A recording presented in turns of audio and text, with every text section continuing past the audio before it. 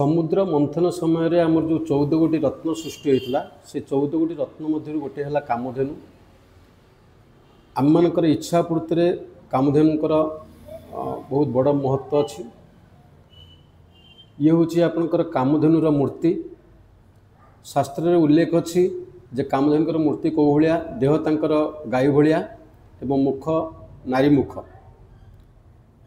तो ये कामधेनु मूर्ति आमे वास्तु उपयोग करि वास्तु जो जगार आपणकर ESC अर्थात पूर्व दक्षिण पूर्व अर्थात जदि आम कंपास रे मापिबू ताहले 100 रु 120 डिग्री मध्य जदि आमे कामधेनु मूर्ति को रखुचु ताहले आमर इच्छा पूर्ति ये आमको सहयोग करिवो।